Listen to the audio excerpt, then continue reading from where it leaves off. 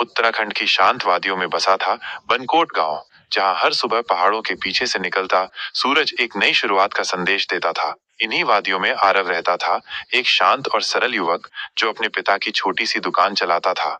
एक दिन शहर से सायरा अपने मामा मामी के साथ गर्मी की छुट्टियां बिताने आई। उसकी आंखों में शहर की चमक थी, पर दिल में एक अजीब खालीपन। आरव और सायरा की पहली मुलाकात गांव के मंदिर में हुई। सायरा से जल का लोटा गिर गया तो आरव ने मुस्कुराते हुए कहा, शायद भगवान नहीं चाहते थे कि तुम्हारा मन सिर्फ जल से भरे, थोड़ा भाव भी जरूरी है। सायरा चौंकी, फिर मुस्कुराई। उस मुस्कान में एक अजनबी अपनापन था। उनकी बातें शुरू हुई। सायरा को पहाड़ों का सुकून भा गया था और आरव को सायरा की बातें। वे रोज शाम को मंदिर के पास मिलते, बातें करते, हंसते, कभी चुप रहते। सायरा ने बताया कि उसके माता पिता नहीं रहे और उसे शहर की भाग दौड़ से घुटन होती है। आरव ने भी अपने जज्बात खोलना शुरू किया। उसे भी किसी साथी की तलाश थी जो उसकी खामोशी को समझ सके। एक दिन बारिश हो रही थी। दोनों मंदिर की छत के नीचे खड़े थे।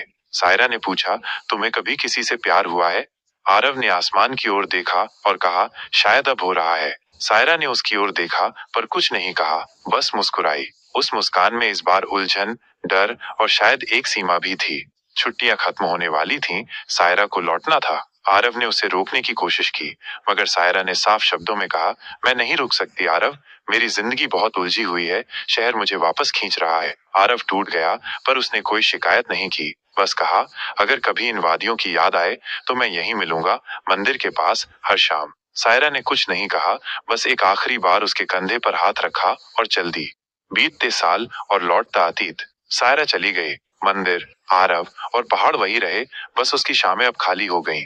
वो रोज मंदिर जाता, घंटों बैठा रहता। गांव वाले समझ नहीं पाए कि आरव अचानक इतना खामोश क्यों हो गया, पर उसे फर्क नहीं पड़ा। सायरा का नंबर बंद था, सोशल मीडिया पर कोई अपडेट नहीं, जैसे वो जिंदगी से ही गायब हो गई थी। 5 साल बीत गए। आरव अब 28 का हो चुका था। उसका चेहरा थोड़ा मुरझाया हुआ, मगर आंखों में अब भी वही इंतजार। एक दिन गांव में एक कार आकर रुकी। बाहर निकली एक लड़की सायरा। वो पहले जैसी नहीं दिखती थी। बाल छोटे, आंखों में उदासी और गोद में 1-2 साल की बच्ची। आरव स्तब्ध रह गया। वो कुछ बोल भी नहीं पाया। सायरा बोली, क्या एक बार फिर बैठ सकते हैं मंदिर की सीढ़ियों पर? सायरा ने बताया कि शहर जाकर उसकी शादी तय कर दी गई थी।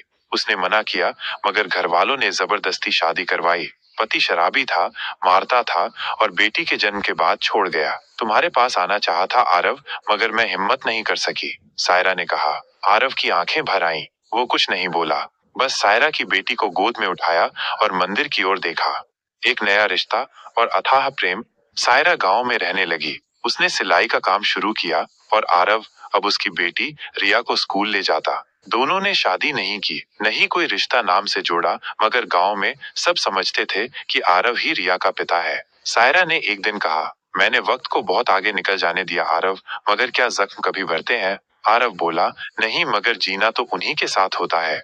सायरा बीमार रहने लगी। डॉक्टर ने बताया कि उसे कैंसर है, अंतिम चरण में। उसने आरव से कहा, अगर मैं न रहूं तो रिया को उसी तरह पालना जैसे अब तक किया है।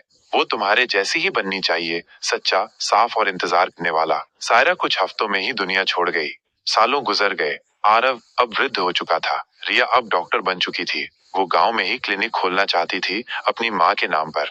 एक शाम रिया ने मंदिर में आरव से पूछा, नाना, मम्मी कैसी थी? आरव मुस्कुराया। उसकी आंखें नम थीं और वो बस इतना बोला, तुम्हारी माँ वो जख्म थी जो वक्त बीत जाने के बाद भी ताजा रहते हैं, मगर उन्हीं से जीना सीखा।